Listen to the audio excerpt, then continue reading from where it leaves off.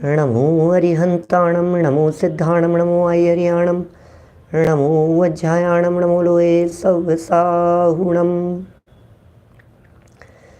वन्दे तु सवसिद्धे ध्रुवमचलमणोममं गदिं पते वोचामि समय पाहुड मिणमो सुध केवली भणिदम् नमः समय साराय स्वानुभूत्या चकासते चेत स्वभावाय भावाय सर्वभावांतरचिदे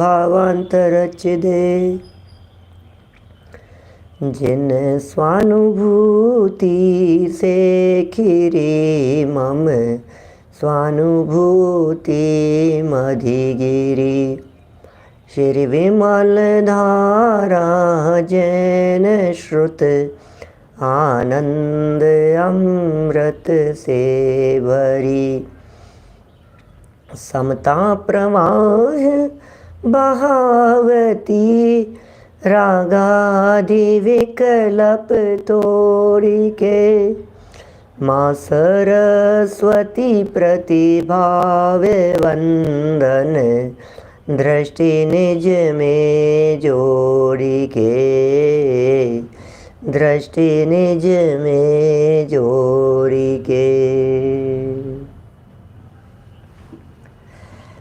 समय सार ग्रंथराज यहाँ विराजमान है। आचार्य कुंद स्वामी की दिव्य देशना, उनका उपदेश, भव्य जीवों को भगवान बना देने वाला यह उपदेश, ये जगत के पामर जीव परमात्मा कैसे बने, इसकी विधि, इसकी प्रक्रिया यहाँ बता दी गई है। आत्मा अनुभव की क्या प्रक्रिया है, अनुभव कैसे होता है, आनंद की प्राप्ति कैसे होती है, ये बातें यहाँ कही जा रही थी। बड़ा सुंदर प्रकरण है। 13 गाथाएँ हम यहाँ संपन्न कर चुके हैं और आज चर्चा 13वीं गाथा के समापन के अवसर पर, 14वीं गाथा की उत्थानिका के अवसर पर समय सार ग्रंथाधिराज अमृत चंद्राचार्य द्वारा लिखे 9वें कलश की हम चर्चा करने वाले हैं। कलश ही बड़ा मार्मिक है। कलश के अंदर शब्द ही इतने गंभीर छिपे हुए हैं। अभी पढ़ेंगे 13वीं गाथा। बोल रहे एक बार अपन 13वीं गाथा और गाथा का पद्यानुवाद हम बोल लेते हैं, फिर आगे बढ़ेंगे। भूदत्थेणाभिगदा जीवा जीवाय पुण्य पावं च आसव संवरणेजर बंधो मोक्षोय सम्मतम् चिद चिदाश्रव पाप पुण्य शिव बंध संवर निर्जरा तत्वार्थ ये भूतार्थ से जाने हुए सम्यक है। सम्यक दर्शन कहें, आत्मानुभूति कहें, अतीन्द्रिय आनंद का स्वाद कहें, ये सब एक प्रकार से एकार्थवाची ही हैं। सूक्ष्म अंतर निकालना चाहें तो अनुभूति और सम्यक्त्व में अंतर भी है, क्योंकि अनुभूति क्षण मात्र के लिए है और सम्यक दर्शन लंबे समय के लिए है। अनुभूति के काल में सम्यक्त्व का जन्म होता है, यह बात परम सत्य है, लेकिन उसके बावजूद भी अनुभव से बाहर आ जाने पर भी सम्यक्त्व कायम रहता है। अनुभव हुआ, सम्यक दर्शन हो गया।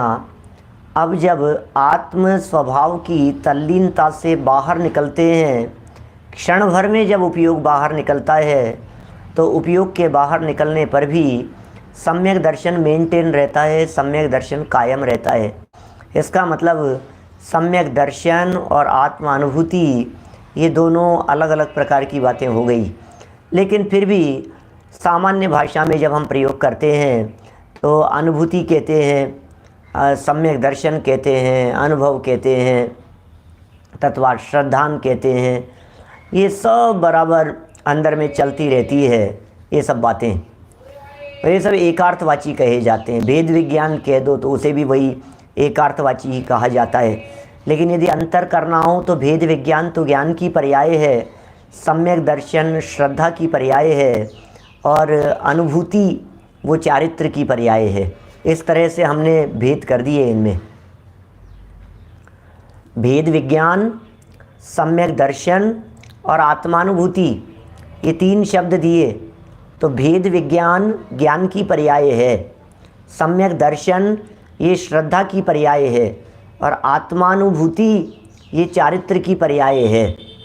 तो इस तरह से गुणों के पर्यायों की दृष्टि से इनमें भेद है। लेकिन यह भेद होते हुए भी अभेद अखंड वस्तु को लक्ष्य में रख करके देखा जाए तो बोले रत्नत्रय तीनों एक साथ ही होते हैं। रत्नत्रय में काल भेद नहीं होता। सम्यक दर्शन पहले हो जाए, सम्यक ज्ञान बाद में हो, चारित्र बाद में हो, ये ऐसा होता नहीं है। ये स्वरूप है इसी तरह का। सम्यक दर्शन, सम्यक ज्ञान, सम्यक चारित्र रत्नत्रय है। ये घड़ी की तीन सुई की तरह है। घड़ी की तीनों सुइयाँ एक ही दिशा में चलती है, एक ही दिशा में गमन करती है। स्पीड कम ज़्यादा हो सकती है लेकिन दिशा तीनों की एक ही होती है। इसी तरह से दर्शन ज्ञान चारित्र इन तीनों की दिशा भी एक ही है। सम्यक दर्शन, सम्यक ज्ञान, सम्यक चारित्र। उल्टा चलो तो मिथ्या दर्शन, मिथ्या ज्ञान, मिथ्या चारित्र उनकी दिशा भी एक साथ ही। यदि विपरीत दिशा है तो श्रद्धा ज्ञान चारित्र की दिशा विपरीत होगी, और यदि दिशा ठीक है तो श्रद्धा ज्ञान चारित्र तीनों की दिशा ही सम्यक होगी। ऐसा ही स्वरूप है।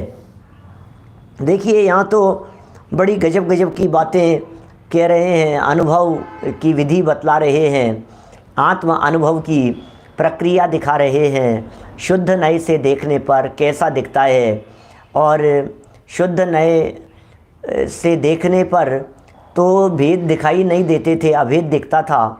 अब यदि हम व्यवहार नए से देखें या भेदों के नज़दीक जाकर के देखें तो वे भेद भी सत्यार्थ थे। माने उन भेदों को सत्यार्थ भी कहा गया और उन्हें असत्यार्थ अभूतार्थ भी कहा गया। प्रमाण, नए, निक्षेप इनकी चर्चा भी इस गाथा की टीका में, यद्यपि कोई लिंक नहीं था उस गाथा से। माने ऐसा कोई गाथा में प्रमाण नए निक्षेप की चर्चाएं नहीं आई थी 13वीं गाथा में, लेकिन उसके बावजूद फिर ऐसा भी लगता है, प्रश्न भी खड़ा होता है चित्त में कि यदि 13वीं गाथा में प्रमाण नए निक्षेप की चर्चा नहीं आई तो फिर ये क्यों लिख दिया। बोले नहीं नहीं, टीकाकार तो विशेष बातें भी कह सकते हैं। निकाली है उन्होंने वहाँ से प्रमाण नए निक्षेप की चर्चा। प्रमाण नए निक्षेप को यहाँ 13वीं गाथा की टीका में समझाने के उपरांत कोई व्यक्ति इस प्रमाण नए निक्षेप में अटक न जावे, प्रमाण नए निक्षेप संबंधी कोई विकल्प खड़ा न हो जावे और ये विकल्प उस अनुभव में बाधक है, इस बात को बताने के लिए ये 9 नंबर का कलश है। देखिए आप पढ़ते हैं अपन 9 नंबर का कलश, बहुत ही सुंदर मार्मिक प्रकरण है। वही मालिनी छंद है। उदयति ननय श्री हस्तमेति प्रमाणम क्वचिदपि च न वेद्मो याति निक्षेप चक्रम किम परम विदद्मो धाम्नि सर्वंकशेस्मिन् ननुभवमुपयाते भाति नय द्वैतमेव। वाव, 41 नंबर पृष्ठ है अपनी पुस्तक का। निक्षेपों के चक्र विलय नए नहीं जन्मते, हर प्रमाण के भाव अस्त हो जाते भाई। अधिक कहें क्या द्वैत भाव भी भासित ना हो, शुद्ध आत्मा का अनुभव होने पर भाई। आत्मा का अनुभव होने पर क्या होता है? क्या अनुभव होने पर क्या होता है भैया? आत्मा का अनुभव होने पर क्या होता है? आत्मा का अनुभव होने पर क्या दिखता है? आत्मा के अनुभव होने पर क्या दिखाई देता है? आत्मा के अनुभव होने पर फीलिंग कैसी होती है? आत्मा के अनुभव होने पर ज्ञान का विषय क्या बनता है? आत्मा के अनुभव होने पर वस्तु में क्या क्या दिखाई देता है? प्रमाण दिखता है, नए दिखते हैं, निक्षेप दिखते हैं, गुण भेद दिखते हैं, पर्यायों के भेद दिखते हैं, द्रव्य गुण पर्याय दिखता है या उत्पाद व्यय द्रव्य दिखता है। आखिर दिखता क्या है? जब अनुभव का काल होता है, ये दिखा रहे हैं यहाँ पे। अनुभव में क्या दिखेगा? क्या बोलो बोलो, ऐसी स्थिति है क्या? ऐसा सब तरह के भेद ऐसे ही दिखते हैं। संजीव जी साहब, बड़ा गजब का ही स्वरूप है। निक्षेपों के चक्र विलय नए नहीं जन्मते, क्या शब्द है? निक्षेपों के चक्र विलय, निक्षेपों के चक्र तो विलय को प्राप्त हो जाते हैं और नए नहीं जन्मते, नयों का जन्म ही नहीं होता। कब की बात कर रहे हैं? आत्मा के अनुभव के काल में नए नहीं जन्मते हैं कि हाँ, नयों का जन्म ही नहीं है। अरे कैसा विरोधाभास जैसा नहीं दिख रहा है आपको? ऐसा ऐसा विरोध नहीं लग रहा है? सच्चे नए तो ज्ञानियों के ही होते हैं और ये कह रहे हैं नए नहीं जन्मते। क्या नए किसके होते हैं? कि ज्ञानियों के, और ज्ञानी हो जाने पर नए बोले नहीं होते। क्या नाणी पुण्यतेन नाणेन, ऐसी एक गाथा दी है माइल धवल स्वामी ने द्रव्य स्वभाव प्रकाशक नए चक्र में। माने ज्ञान से युक्त का नाम ज्ञानी है और नए ज्ञानी के ही होते हैं। लो अब समझ में ही नहीं आ रहा है, अब करें क्या?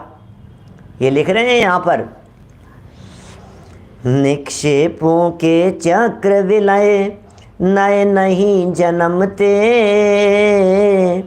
हर प्रमाण के भाव अस्त हो जाते भाई। अधिक कहें क्या द्वैत भाव भी भासित ना हो, शुद्ध आत्मा का अनुभव होने पर भाई। दो दो जगह पर दादा ने यहाँ भाई शब्द का प्रयोग किया है। अरे भाई, अरे भाई है? भाई कह रहे हैं भाई। किसी के लिए यदि ऐसा कह दिया जाए ये तो हमारे भाई हैं, क्या इसका मतलब इससे ज़्यादा निकट का संबंध दिखाने के लिए और कोई शब्द नहीं हो सकते हमारे पास में? क्या अरे ये तो मेरा भाई है, ऐसे ऐसे शब्द के प्रयोग कर दिए जाएं तो आपको क्या लगता है? जब भाई कह दिया जाए ये तो हमारे छोटे भाई जैसे हैं, ये तो हमारे बड़े भाई हैं, अरे ये तो मेरा भाई है। क्या देखो, जन्म देने वाली माँ एक ही हो और फिर कहें कि भाई है तो कोई बात नहीं है, ठीक है, तो भाई को तो भाई सभी कहते हैं। लेकिन जन्म देने वाली माँ एक नहीं है, पड़ोसी हैं, रिलेटिव हैं, संबंधी हैं, और फिर भी यदि ये कहा जाए ये तो मेरे भाई हैं, ये भाई शब्द अपने आप में अत्यंत निकटता का सूचक होता है, बहुत अपनेपन का सूचक होता है, बहुत अपनापन महसूस होता है। अरे भाई सुन तो सही, अरे भाई क्या कह रहे हैं? ये लिख रहे हैं दादा यहाँ, हर प्रमाण के भाव अस्त हो जाते भाई, निक्षेपों के चक्र विलय नए नहीं जन्मते, अधिक कहें क्या द्वैत भाव भी भासित ना हो, शुद्ध आत्मा का अनुभव होने पर भाई। कोई ज़्यादा कहने की ज़रूरत नहीं है कि साहब कुछ तो कहो, कि कहेंगे तो अनुभव नहीं होगा और अनुभव होगा तो कह नहीं पाएंगे। ये कैसा स्वरूप है? अनुभव होने पर शब्द नहीं निकलते, और शब्द निकलते हैं तब अनुभव से बाहर आ जाता है। अनुभव शब्दों का मोहताज नहीं होता, अनुभूति शब्दों की मोहताज नहीं होती। अनुभूति को शब्दों में सिमेटा नहीं जा सकता, अनुभूति को शब्दों में बांधा नहीं जा सकता। ये अनुभव की बात है भैया, जो खाए वही जाने, खुद खाओ खुद जान जाओ, बस ऐसा स्वरूप है। अनुभव करो और जान जाओ, ये अनुभूति के प्रकरण हैं भाई साहब। ये बड़े सुंदर प्रकरण हैं। क्या कह दिया, अधिक कहें क्या, ज़्यादा क्या कहें, कह दिया साहब, बहुत कह दिया। कहने योग्य जो था सब कह दिया। द्वैत भाव भी भाषित ना हो, दो पना भाषित ही नहीं होता। रे दो कहाँ हैं, हम एक ही हैं हम तो। लो ये कह दिया, एक तरफ तो कह दिया भाई, और फिर दूसरा कह दिया कि अरे भाई नहीं, हम तो एक ही हैं, हम दो नहीं हैं, हम दो नहीं हैं, दो यूनिट नहीं हैं, हम एक ही हैं। कह रहे हैं द्वैत भाव भी भाषित ना हो, और शुद्ध आत्मा का अनुभव करने पर, ये बात अनुभव करने की बात है, हमें दूसरा तो दिखाई नहीं देता। अर्जुन की आँख की तरह, अर्जुन की आँख नहीं, चिड़िया की आँख अर्जुन को जैसी दिखाई देती थी ऐसा ही है। कुछ नहीं दिख रहा है, कुछ नहीं दिखता है। मैं सच कहूँ, पैसा कमाने की जिनके माथे पर धुन सवार होती है, फिर उन्हें कुछ नहीं दिखता, फिर उन्हें एक ही चीज़ दिखती है बस, पैसा पैसा पैसा पैसा पैसा। फिर कुछ नहीं दिखाई दे रहा है उनको, फिर उन्हें भोजन नहीं दिखता, फिर उन्हें शरीर नहीं दिखता, फिर उन्हें अवस्था नहीं दिखती, फिर उन्हें एक ही चीज़ दिखाई देती है बस, क्या, पैसा पैसा पैसा। ठीक यही स्थिति, जैसी स्थिति पैसे के संबंध में है, वैसी ही स्थिति विषय भोगी जीव के भी जीवन में है। फिर उन्हें बस वही वही दिखता है, भोग भोग भोग भोग भोग, कुछ नहीं दिखता है। क्या, प्रेम में जो अंधे हो जाते हैं, प्यार में जो अंधे हो जाते हैं, फिर उन्हें पैसा भी नहीं दिखता है, पैसा नहीं दिखता, स्वास्थ्य नहीं दिखता, बड़े छोटे का लिहाज नहीं दिखता, मान सम्मान कुछ नहीं दिखता है, फिर अंधे हो जाते हैं वो। अरे भैया, जगत के जीवों की जब ये हालत है, क्या सुनो एक प्रसंग, मीरा दौड़ती हुई जा रही थी, क्या है ना प्रसंग, ऐसी लागी लगन मीरा हो गई मगन, वो तो गली गली हरि गुण गाने लगी। दौड़ती हुई चली जा रही थी, ऐसी लगन लगी थी क्या, और दौड़ रही थी, और दौड़ते दौड़ते एक मौलवी जी बैठ करके नमाज पढ़ रहे थे। क्या, जब वे नमाज पढ़ रहे थे तो वे दौड़ती हुई उनके उस चादर के ऊपर पैर पड़ गया और दौड़ती हुई चले गई। क्या, उस समय तो वो चले गई, लेकिन जब वो लौट करके आई तो वो मौलवी साहब ने बड़ा नाराज होकर के उससे कहा कि तुझे दिखता नहीं है, अंधी हो गई है, ये क्या तरीका है, मैं यहाँ नमाज पढ़ रहा था, मैं यहाँ चादर बिछा करके बैठा हुआ था और तू इसके ऊपर पैर रख करके चले गई। तो पता है क्या कहा मीरा ने पलट करके जवाब दिया, अरे मौलवी साहब, मैं तो इस लोक के प्रेम में अंधी हो गई थी, लेकिन आपका तो मिलन खुदा से हो रहा था। खुदा से मिलन के काल में आपको ये पता कैसे लगा कि यहाँ मैं आई थी और मेरा पैर इसके ऊपर रख गया था। क्या, इसका मतलब आपका ये जो इबादत है, समझिए आप जो भी आप कहें उसे, ये सब झूठी है। क्या, मैं जब अपने इस लौकिक प्यार में जब अंधी हो गई और मुझे पता नहीं लगा कि मेरे पाँव कहाँ पड़े हैं, तो आपकी तो प्रीति खुदा के साथ में थी, आपको कैसे पता लगा कि मेरा पाँव यहाँ पड़ गया। क्या,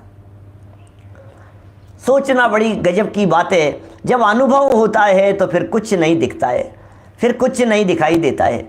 जब आत्मा की लगन लगती है तो फिर दुनिया में कुछ नहीं दिखाई देता है। ये ऐसी बात यहाँ दिखाना चाहते हैं, क्या कहें, ज़्यादा कोई शब्द नहीं है हमारे पास में। और आप क्या सुनना चाहते हैं, हम क्या शब्द देंगे आपको, हम क्या शब्द देंगे, शब्द नहीं है हमारे पास में, क्योंकि अनुभूति शब्दों की मोहताज नहीं हुआ करती है। अनुभव में शब्द नहीं, शब्द जहाँ है वहाँ अनुभव नहीं, ऐसा स्वरूप है। यह अनुभव दिखा रहे हैं यहाँ पर। मतलब बहुत छोटे सा कलश है और बहुत छोटी सी व्याख्या है, बहुत नहीं, मतलब कम से कम शब्दों में ये लिख रहे हैं यहाँ, सर्व प्रकार के भेदों से पार।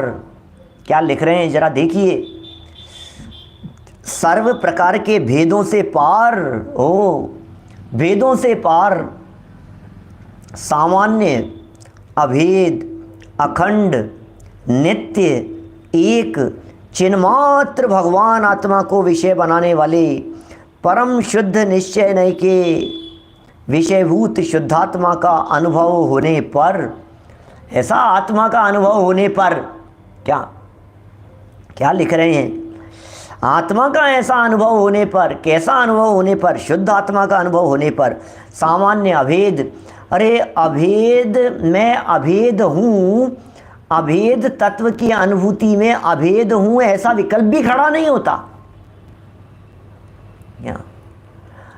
मैं अभेद हूँ ना, मैं अखंड हूँ, तो मैं अखंड हूँ यदि ये शब्द ज्ञान का विषय बन गए, मैं अखंड हूँ यदि ये बात भी ज्ञान का विषय बन गई, तो आत्म तत्व का अनुभव नहीं है। इसका मतलब अनुभव के काल में, अभेद अनुभव के काल में अभेदपन का विकल्प भी नहीं है। ओहो, क्या बात कह रहे हैं भाई साहब। अभेद अनुभव के काल में अभेदपन की चर्चा भी नहीं है। अखंड आत्म तत्व के अनुभव के काल में अखंडपन का विकल्प खड़ा नहीं होता है। अरे मिठास का स्वाद लेते समय मिठास का विकल्प नहीं है, खीर का स्वाद लेते समय खीर का विकल्प नहीं है। अरे विकल्पातीत अनुभव की बात कर रहे हैं, ये निर्विकल्प अनुभव की बात कर रहे हैं। इन्होंने लिखी दिया शुद्ध आत्मा का अनुभव होने पर, भाई भैया शुद्ध आत्मा के अनुभव के काल की चर्चा चल रही है। तुम कहाँ अटक गए हो? यहाँ तो हम अनुभव की चर्चा कर रहे हैं, यहाँ तो हम अनुभव के काल की चर्चा कर रहे हैं, यहाँ तो हम उस फीलिंग की चर्चा कर रहे हैं जो आप अनुभव कीजिए। बढ़ जाते हैं जी साहब। देखो क्या लिख रहे हैं यहाँ, सर्व प्रकार के भेदों से पार हो। क्या कह रहे हैं? सर्व प्रकार के भेदों से पार। इसका मतलब भेद नहीं दिखाई दे रहे, तो क्या अभेद दिखेगा? बोले अभेद भी दिखेगा तो अनुभव नहीं है क्या? इन्होंने कहा भेदों का तो निषेध किया, आप अभेद का भी निषेध कर रहे हो कि हाँ, भेद का निषेध किया और अभेद संबंधी विकल्प के उठने का निषेध किया, तो फिर क्या बचेगा? सब तो निकाल फेंके आपने बाहर।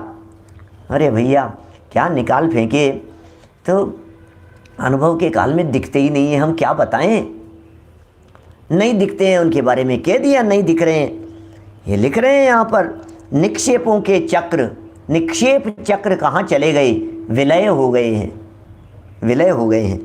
सर्व प्रकार के भेदों से पार, सामान्य, सामान्य में कोई भेद नहीं है।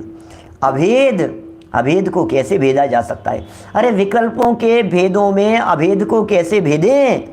अखंड, क्या अखंड आत्म तत्व को इस वर्तमान उठने वाली ज्ञान की पर्याय को लक्ष्य में लिया जाए तो वह अखंड आत्म तत्व खंडित हो जाता है। ये खंडित हो गया है आपके, क्योंकि अखंड में ये खंड खंड कर दिए आपने, ये खंड हो गया है। नित्य है, कितने शब्द दिए हैं, सामान्य, अभेद, नित्य, एक, ये वे द्रव्यार्थिक नय के विषय हैं। द्रव्य क्षेत्र काल भाव से जब द्रव्यार्थिक नय को देखा जाता है तो यही बातें खड़ी होती है। सामान्य द्रव्य की अपेक्षा से, अभेद क्षेत्र की अपेक्षा से, नित्य काल की अपेक्षा से, एक भाव की अपेक्षा से। अब सुनो, सामान्य, अभेद, नित्य, एक, बोले ये जो चार बातें खड़ी हो गई है, इन चार बातों के विकल्प टूटकर अभेद जब दिखता है, इन चारों का अभेद जब दिखता है तो वो दृष्टि का विषय बनता है, वो अनुभूति का विषय बनता है। ये चार नहीं दिखे, ये चार नहीं दिखने चाहिए। सामान्य, अभेद, नित्य, एक भी नहीं। यद्यपि विशेष नहीं दिख रहा है, भेद रूप नहीं दिख रहा है, अनित्य नहीं दिख रहा है, अनेकता नहीं दिख रही है, विशेष, भेद, अनित्य, अनेक ये नहीं दिखाई दे रहे हैं। इसका मतलब पर्यायें तो नहीं दिख रही है, पर्यायों की अपेक्षा से नहीं दिखाई दे रहा है। हम तो द्रव्यार्थिक नय की विषयभूत वस्तु को देख रहे हैं, लेकिन उसके बावजूद भी क्या, क्योंकि द्रव्यार्थिक नय का विषय भी द्रव्य की अपेक्षा से अलग है। द्रव्यार्थिक नय का विषय भी क्षेत्र की अपेक्षा से अलग है। द्रव्यार्थिक नय का विषय भी काल की अपेक्षा से, द्रव्यार्थिक नय का विषय भी भाव की अपेक्षा से। बोले द्रव्यार्थिक नय से देखने पर भी द्रव्य क्षेत्र काल भाव का भेद खड़ा नहीं होता है। कितना समझ में आ रहा है कितने लोगों को, मुझे पता नहीं क्या। लेकिन द्रव्यार्थिक नय का जो विषयभूत पदार्थ है वो आत्म तत्व है, वो द्रव्य क्षेत्र काल भाव से भी खंडित नहीं होता। न द्रव्येण खंडयामी, न क्षेत्रेण खंडयामी, न कालेन खंडयामी, न भावेन खंडयामी। क्या मैं द्रव्य क्षेत्र काल भाव से खंडित नहीं होता हूँ। ऐसी अभेद अखंड वस्तु, अनुभव गोचर वस्तु है ये। उसके लिए कह रहे हैं एक चिन्ह मात्र भगवान आत्मा को विषय बनाने वाले परम शुद्ध निश्चय नय के विषयभूत, परम शुद्ध निश्चय नय नहीं, नय नहीं, नय नहीं, नय चला जाएगा, नय चला जाएगा, नय का विषय रह जाएगा, वो चला जाएगा, उसका विषय रह जाएगा। क्या क्या कह रहे हैं? परम शुद्ध निश्चय नय के विषयभूत नय का अनुभव नहीं है, नय के विषय का अनुभव है। ये चला जाएगा और वो रह जाएगा। जैसे गोल्ड को, हर्षवर्धन जी साहब क्या करते हैं आप, गोल्ड को जब अग्नि में डालते हैं तो उसकी किट्टी काली माँ चले जाती है और गोल्ड रह जाता है। ऐसे ही जब अनुभव का काल होता है तो जिस शुद्ध नय ने उस आत्म तत्व का परिचय कराया था, जिस शुद्ध नय ने उस अभेद अखंड आत्म वस्तु को दिखाया था, वो शुद्ध नय स्वयं अभाव को प्राप्त हो जाता है, स्वयं नाश को प्राप्त हो जाता है और आत्म तत्व ज्यों का त्यों प्रकट प्रकाशमान हो जाता है। ये दिखा रहे हैं परम शुद्ध निश्चय नय के विषयभूत शुद्धात्मा का अनुभव होने पर क्या होता है भाई साहब? अनुभव होने पर क्या होगा बताओ ना, जरा बताओ ना। लड्डू खाने पर कैसा स्वाद आया था, जरा बताओ तो सही। अनुभव होने पर हुआ क्या? अरे हम क्या बताएं अनुभव होने पर क्या हुआ, हमारे पास में शब्द नहीं है, क्योंकि अनुभव होने पर क्या होता है ये शब्दों में नहीं बताया जा सकता है, लेकिन अनुभव होने पर क्या नहीं होता है ये जरूर बताया जा सकता है। होता क्या है ये नहीं बता सकते, क्या नहीं होता है वो जरूर बतलाएंगे। क्या ये लिख रहे हैं यहाँ पर? शुद्ध आत्म तत्व का, शुद्धात्मा का, शुद्ध आत्मा का, कौन से शुद्ध आत्मा का? परम शुद्ध निश्चय नय के विषयभूत शुद्ध आत्मा का, निश्चय नय के विषयभूत शुद्ध आत्मा का। कौन सा निश्चय नय? गुण भेद, पर्याय भेद, विकल्प भेद, पर्यायों से पार उस आत्म तत्व का, उस आत्म तत्व का अनुभव होने पर नयों की लक्ष्मी उदय को प्राप्त नहीं होती, नयों की लक्ष्मी उदय को प्राप्त नहीं होती। कैसा विरोधाभास दिखता है, नए नहीं दिख रहे।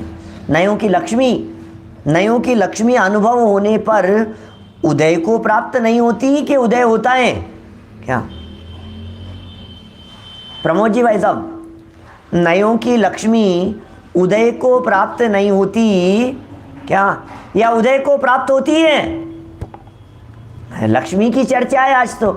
क्या धन्य तेरस, ओहो लक्ष्मी की बात करो, धन धन की बात करो, धन तेरस है भैया, धन की बात करो भैया। अरे क्या कह रहे हैं ये नयों की लक्ष्मी उदय को प्राप्त नहीं होती, ये क्या कह रहे हैं?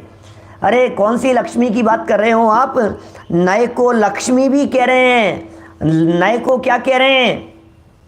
लक्ष्मी कह रहे हैं।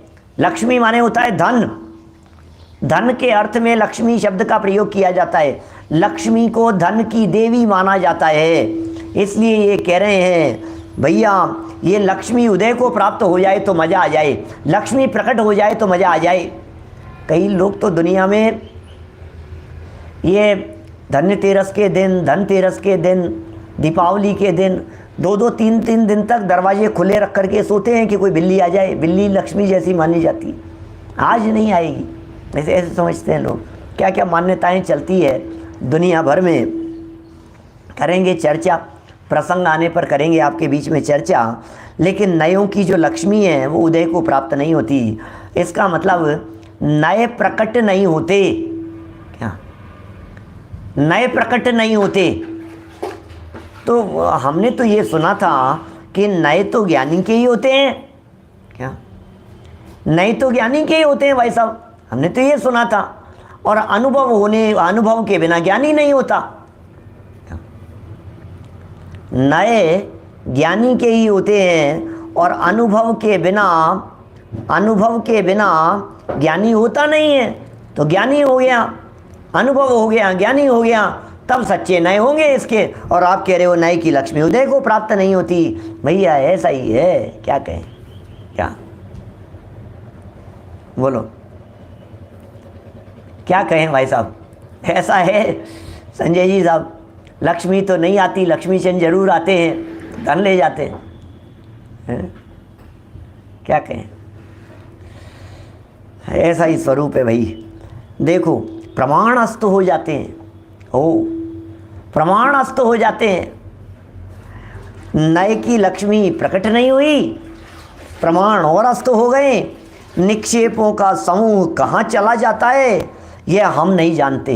ये कैसे कह रहे हैं ये, माने ऐसा लग रहा है ऐसा जैसे तो कोई मायूसी छा गई हो, लक्ष्मी उत्पन्न नहीं हुई, जो थे वो अस्त हो गए, और जो निक्षेप थे वो पता नहीं कहाँ चले गए।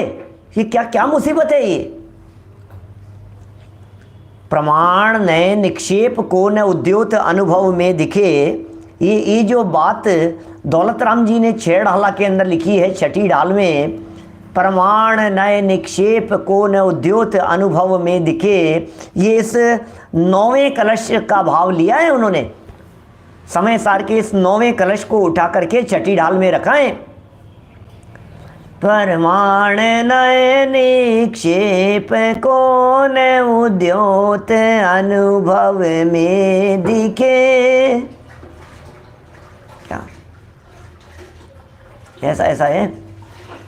अपनी निधि जिस होत प्रगटे आपनी निधि, मिटे पर की प्रवृत्ति सब। जय ध्यान ध्याता ध्येय को न विकल्प वच भेदन जहाँ, चिद्भाव कर्म चिदेश करता चेतना क्रिया तहाँ, तीनों अभिन्न अखिन्न शुद्ध उपयोग की निश्चल दशा, प्रगति जहाँ दृग ज्ञान वृत्ति ये तीन धा एके लसा। क्या क्या शब्द हैं 6ठी ढाल के अनुभव में समा जाने के।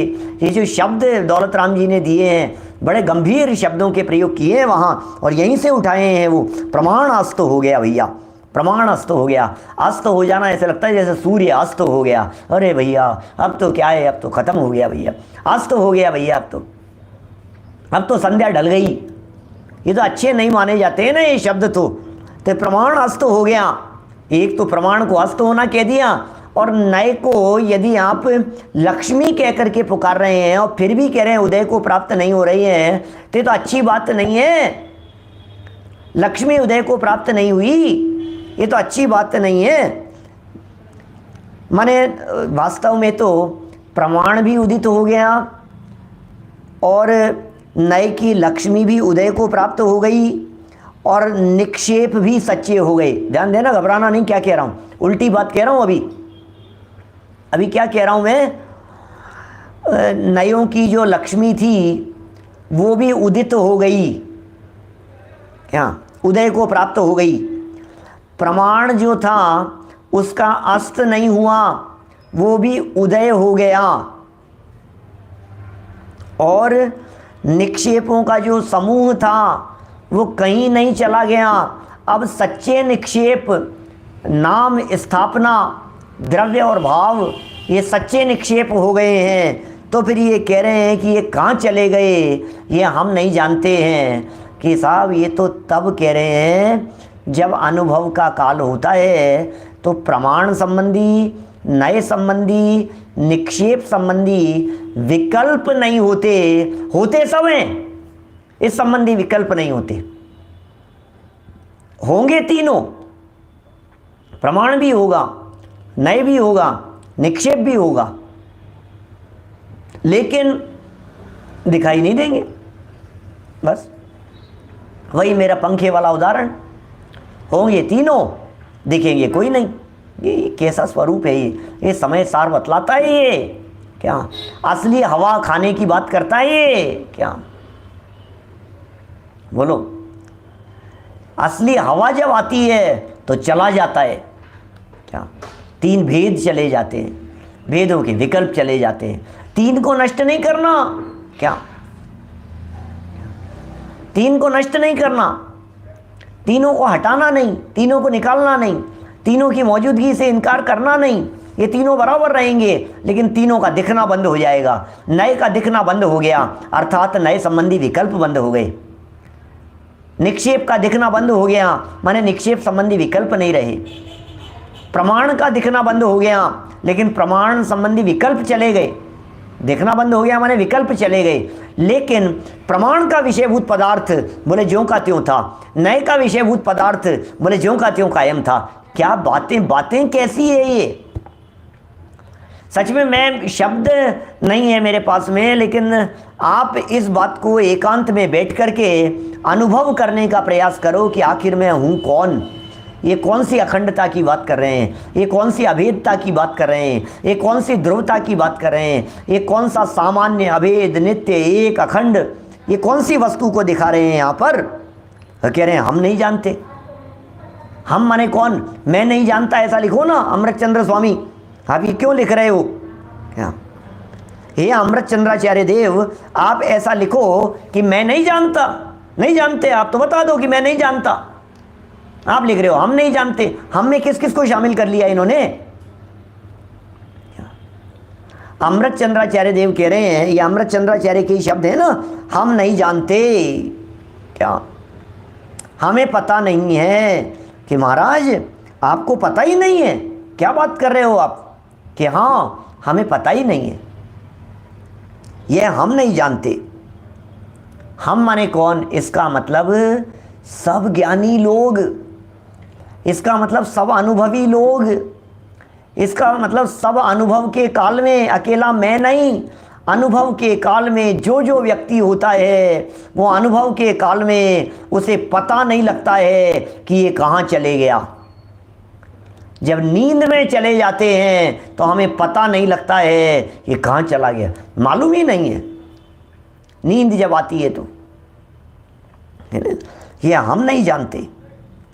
जब द्वैत ही भाषित नहीं होता, जब हमें दोपना ही भाषित नहीं होता, सारे अनुभवियों की बातें, सब अनुभवियों की बात एक जैसी है। आपने यदि मिश्री खाई है, मैंने मिश्री खाई थी, आपने पूछा कैसी है, हमने आपके मुख में मिश्री की डली रख दी, फिर अब बताने की ज़रूरत नहीं थी, और हमें भी ये पता लग गया कि आपको क्या पता लग रहा है। क्या समझ में आ रही है बात? मैंने जब मिश्री की एक डली छोटी सी टुकड़े को अपने मुख में रखा, मिश्री के एक छोटे से टुकड़े को मैंने अपने मुख में रखा,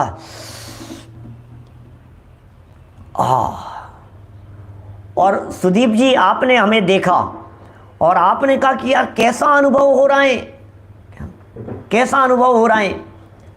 तो फिर हमने क्या किया? हमने कुछ नहीं कहा और हमने एक दूसरी मिश्री की डली को उठाकर आपके मुख में रख दिया। क्या तब आप क्या कहेंगे? अब आपको कैसा अनुभव आ रहा है, ये मुझे अनुभव में आ रहा है या नहीं, मुझे पता लग रहा है या नहीं, और मुझे कैसा अनुभव आ रहा है ये आपको पता लग रहा है या नहीं। बस ये कहना चाह रहे हैं अमृतचंद्राचार्य देव। मैं जब अनुभव में चला जाता हूँ, मैं जब अपने स्वरूप में समा जाता हूँ, मैं जब अपने स्वरूप में डूब जाता हूँ, मैं जब अपने स्वरूप में लीन हो जाता हूँ, तो मुझे पता नहीं लगता कि नए कहाँ है, निक्षेप कहाँ है, प्रमाण कहाँ है, मुझे पता नहीं लगता।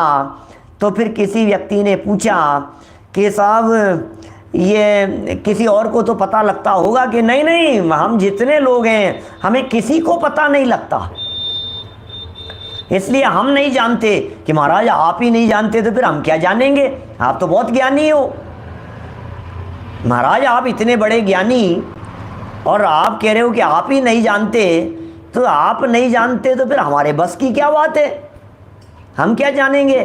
बोले जानने लायक नहीं है। अच्छा जानने लायक नहीं है तो आप तो हमारे को, तो पंडित जी तो नए चक्र पढ़ाते हैं हमारे को, तो आप कह रहे हो जानने लायक नहीं है। क्या बंद करो नए चक्र की कक्षा, बंद करो तत्वार्थ सूत्र पढ़ना पढ़ाना, क्योंकि प्रमाण नए अधिगमे कह करके वही तो चर्चा करते हैं। बंद करो छह डाला पढ़ाना, क्योंकि छह डाला की तीसरी डाल में, छह डाला की छठी डाल में यही तो सब बातें की है। हमें तो कहीं मत उलझाओ, बंद कर दो इनको। कि ठीक है भैया बंद कर देते हैं, अब हमें बताओ प्रमाण नए निक्षेप संबंधी विकल्प तो नहीं थे, अब तुम्हें क्या विकल्प आ रहे हैं इनको बंद करने के बाद में कि अब तो ये विकल्प आ रहे हैं थोड़ा पैसा कमा लेता हूं, हैं? ये क्या हुआ? ये क्या हुआ? ये विकल्प बंद कर दिए, अब तुम्हें कौन से विकल्प आ रहे हैं? बोले अब तो धन संबंधी आ रहे हैं, जन संबंधी आ रहे हैं, लौकिक विकल्प आ रहे हैं। तो बोले सुने, इसलिए हम ये कहते हैं कि लौकिक विकल्पों से उठकर पारलौकिक विकल्प और आत्म वस्तु को जानने के लिए पहले विकल्पों की दिशा को अंतरोन्मुखी करो, और विकल्पों की दिशा जब अंतरोन्मुखी होती है तो फिर वो विकल्पों की दशा अंदर चलते चलते वे विकल्प सूक्ष्म होते चले जाते हैं, और विकल्पों की सूक्ष्मता बढ़ते बढ़ते वे विकल्प स्वयमेव अभाव को प्राप्त हो जाते हैं और निर्विकल्प आत्मा की अनुभूति हो जाती है। ये सविकल्प से निर्विकल्प होने की विधि है, ये प्रक्रिया है। पहले बुद्धिपूर्वक विकल्प तोड़े जाते हैं, पहले बुद्धिपूर्वक बात तोड़ी जाती है, हटा जाता है वहां से, हटो वहां से, उपयोग को हटाओ, बुद्धि को हटाओ वहां से, बिल्कुल बुद्धिपूर्वक विषय कषाय से बचो, टीवी से बचो, बीवी से बचो, काम धाम से बचो, खान पीन से बचो, दुनिया भर के जंजालों से, झंझटों से, इन सब से उपयोग को हटाओ, और सबसे हटा करके क्या करो कि देव शास्त्र गुरु तक लेकर के आओ। फिर देव शास्त्र गुरु से क्या करो कि देव शास्त्र गुरु जिस उनकी जो वाणी है वहां तक ले जाओ। फिर देव शास्त्र गुरु अपनी वाणी से जो समझाना चाहते हैं वहां तक पहुंचे। फिर वो जो वाणी थी उस वाणी के विषय तक पहुंचो, और उस वाणी का जो विषय बता दिया गया उस विषय तक हम पहुंच गए। अच्छा, उस वाणी के विषय तक पहुंचे, फिर उस विषय को समझो और समझने में उपयोग लगाओ। इसे कहते हैं अत्यंत तीव्र प्रशस्त विकल्प। पुण्य की मात्रा भी इसमें सर्वोत्कृष्ट हुआ करती है। जहाँ तक पुण्य का सवाल है, आपको पता नहीं है, सारे पुण्य एक जैसे नहीं होते, आपको पता नहीं है। जिस तरह से पाप पाप में फर्क हुआ करता है, उसी तरह से पुण्य पुण्य में भी फर्क हुआ करता है। कबूतरों को ज्वार डाल देने में भी पुण्य बंद होता है, गाय को रोटी खिलाने में भी पुण्य बंद होता है, लेकिन अत्यंत हीन जाति का पुण्य बंद होता है, अत्यंत हीन जाति का। बंदरों को केले खिला रहा है, बोले पुण्य बंद होता है, होगा क्या दम है इस पुण्य में, ये क्या दम है।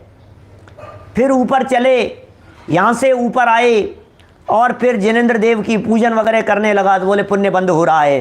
फिर और ऊपर बढ़े, बोले पूजन जिनकी कर रहा है उनके स्वरूप को जानने लगा, ये और उत्कृष्ट जाति का पुण्य बंधन होता है,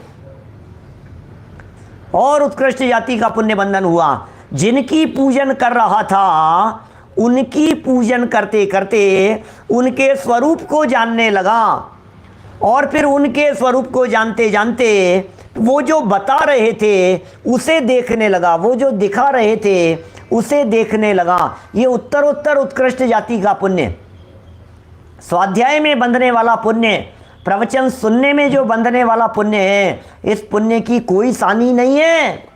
क्या अनगिनती उपवास करे तो ऐसा पुण्य न बंधे, अपने जीवन भर गरीबों को रोटी खिलाते रहे तो इतना पुण्य नहीं बंधे जितना एक समय के प्रवचन सुनने मात्र में उपयोग की एकाग्रता पूर्वक पुण्य बांध लेवे, ऐसा है। फिर और आगे बढ़ो, और प्रशस्त जाति का पुण्य कब बंधता है, अभी मैं पुण्य की श्रेणियों की बात कर रहा हूं।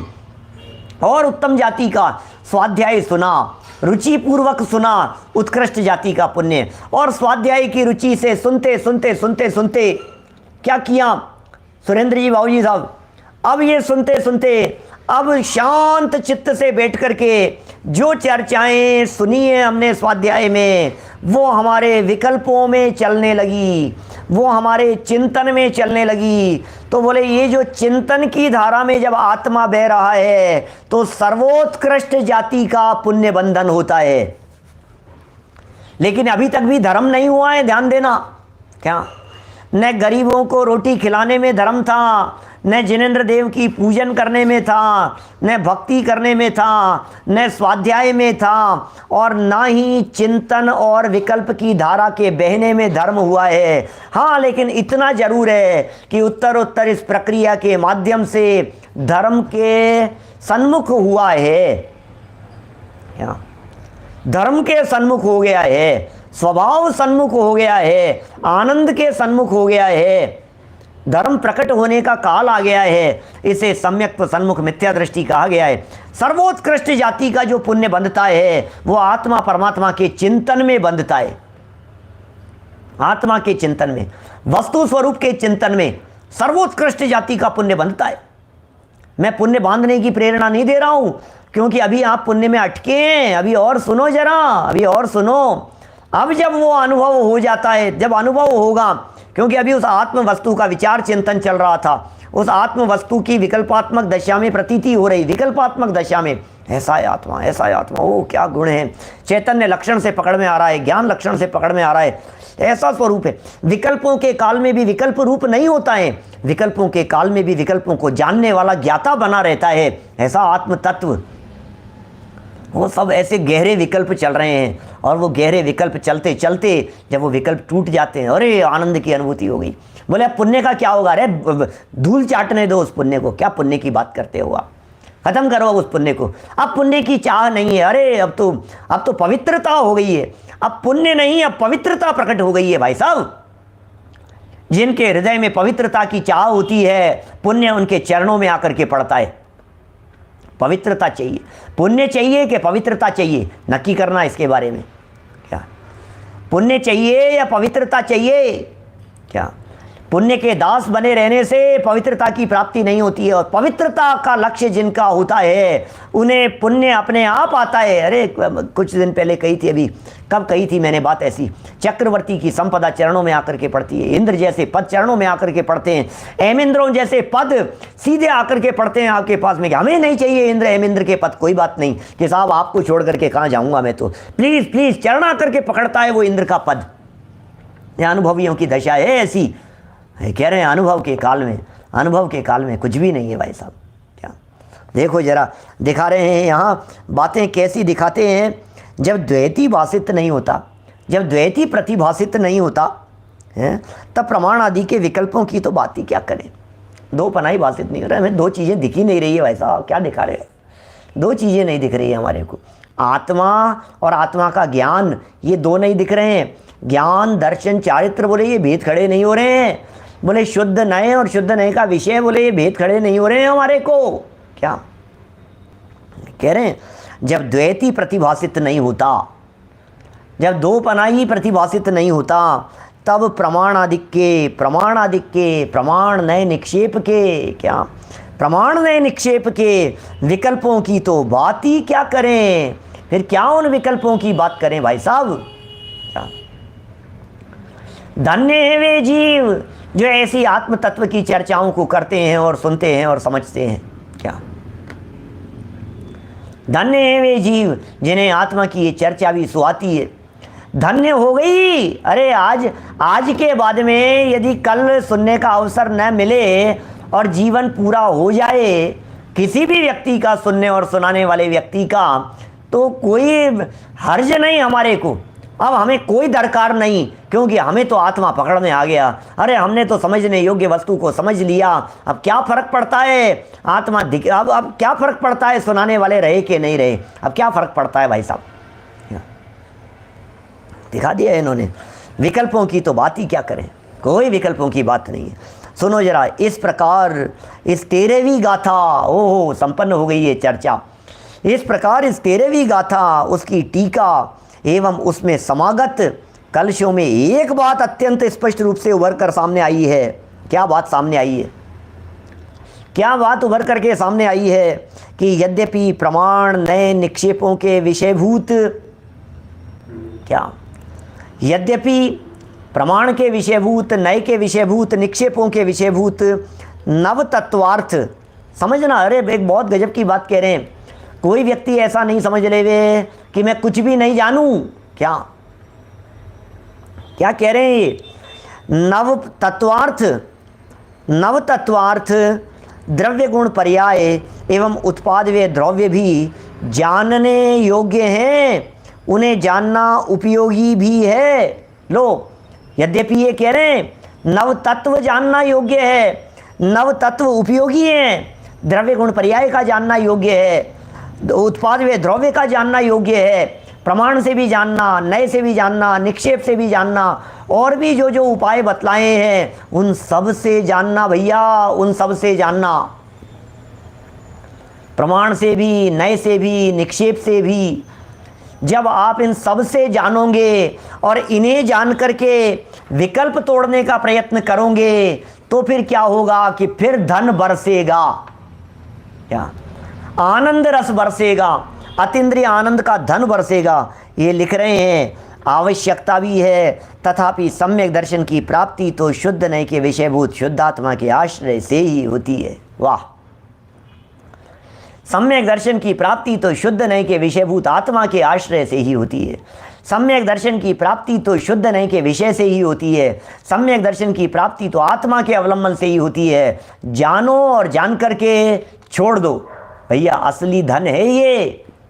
वाह, आज मैं परम पदार्थ पायो, क्या आज मैं परम पदार्थ पायो, आज मुझे परम पदार्थ की प्राप्ति हो गई, धन्य हो गया।